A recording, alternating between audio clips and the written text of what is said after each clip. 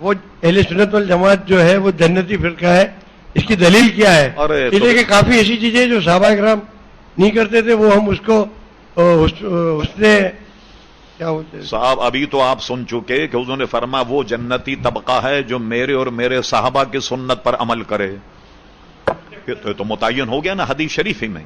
اچھا اب مثلا آپ غالب یہ کہنا چاہتے ہیں بہت سے وہ کام ہم کرتے ہیں جو صحابہ نہیں کرتے، جس کو مسلم بدعت کہتے ہیں۔ ٹھیک ہے، صحابہ ہوائی جہاز میں بیٹھے، آپ گئے ہوائی جہاز میں کہیں یا نہیں؟ تو یہ ناجائز کام کیا آپ نے۔ صحابہ کرام ریل گاڑی میں بیٹھے، آپ نے ریل گاڑی کا سفر تو کیا ہوگا۔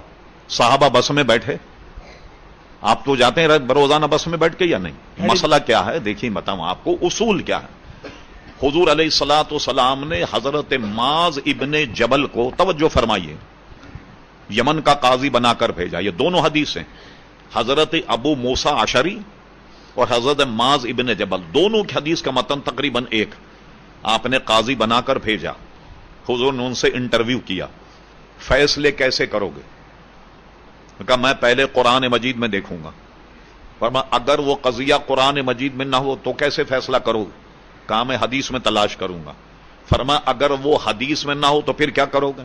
انہوں نے کہا میں قرآن حدیث سامنے رکھ کر اپنی رائے قائم کروں گا، جس کو فقہ کہتے۔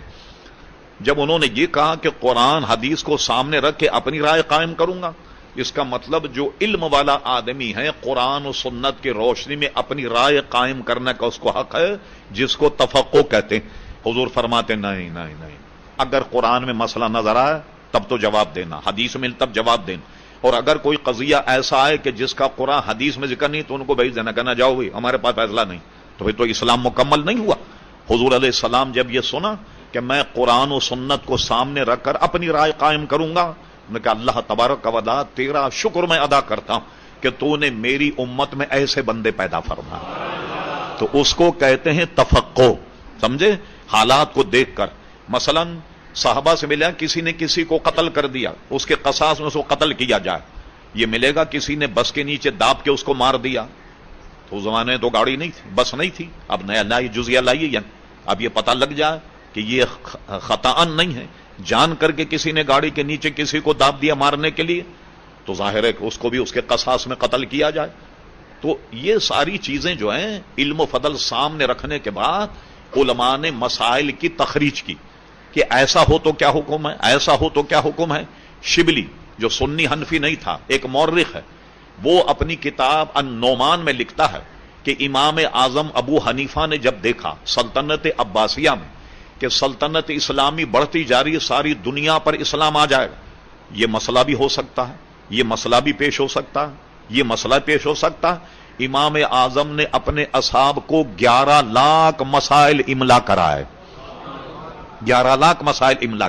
پھر اس کے بعد آئیے سلطان اورنگزیب عالمگیر رحمت اللہ علیہ 500 علماء کی اسمبلی بنائی، جس کے سربراہ تھے حضرت علامہ مولانا نظام الدین رحمت اللہ علیہ۔ ایک ایک مسئلے پر ڈسکس ہوتی اور وہ لکھا جاتا، پوری 8 جلدوں میں فتاوی عالمگیری موجود ہے کہ اگر کوئی مسئلہ پیش ہو تو قاضی کیا فیصلہ کرے گا۔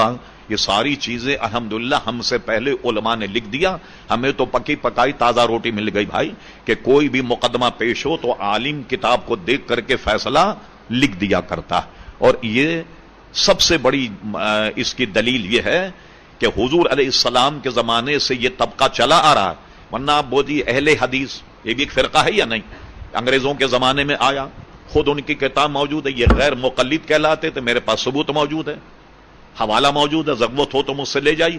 انہوں نے انگریزوں کو درخواست دے کر کے کہا کہ ہمیں سرکاری کاغذات میں اہل حدیث لکھا جائے، غیر مقلد نہ لکھا جائے۔ آج سے 34 برس پہلے جشن دیوبند منایا گیا 7 سالہ، تو اب دیوبند کی عمر کتنی ہوئی؟ 134 سال۔ ہم اہل سنت و جماعت الحمدللہ صحابہ کرام علیہم رضوان سے اب تک چلے آ رہے ہیں۔ اور ایک بات، جتنے غوث اقطاب ہیں آپ ان کی سیرت پڑھ لیں، یہ کون تھے؟ یہ وہابی تھے، دیوبندی تھے، غیر مقلد تھے، کون تھے؟ یہ سب کے سب سنی تھے، ان کے ملفوظات پڑھ لیجئے باپ۔ تو جن کے پاس اتنے گویا اولیاء کرام موجود ہیں، کوئی اپنے آپ کو کہے کہ بھائی ہم حق پہ ہیں، تو ذرا اپنے علماء کی کوئی سیرت کی کتاب دکھا دو، کتاب الکرامات ہی دکھا دو اپنی، लोगों ने जमा होकर किताब छापी, उसका नाम रखा अजायबात उलमाए देवबंद। मगर जहां कशो करामत का मामला आएगा तो हमारे मजहब का सहारा लिया जाता। सदर मुदर्रिस से हुसैन अहमद मदनी साहब देवबंद के मुदर्रिसीन में झगड़ा हो गया, कोई फड्डा हो गया। एक साहब हुसैन अहमद मदनी से मिलने के लिए आए तो सख्त सर्दी में देखा कि हुसैन अहमद मदनी साहब पसीने में शराबोर। पूछा खैरियत तो है? अरे कहने लगे क्या बताऊं, ये जो हमारा आपस में झगड़ा हुआ है ना देवबंद में, हजरत नानूतवी साहब जो हैं वो अपने जिस्म उनसरी के साथ तशरीफ ले आए, यानी मरे हुए उनको कई बरस हो गए, और आने के दम मुझसे कहा हुसैन मदनी तुम किसी फड्डे में मत पड़ना। वो मुझे मना करके चले गए। लीजिए साहब, लाए भी तो हमारी मजहब की लाए, ये कशो करामत तो हमारी मजहब में है ना, दूसरे मजहब में तो नहीं। तो इसलिए हमें अपने अहले सुन्नत होने पर एक रत्ती बराबर भी शुबा नहीं है कि हम लोग हक पे नहीं। अल्हम्दुलिल्लाह, बिल्कुल।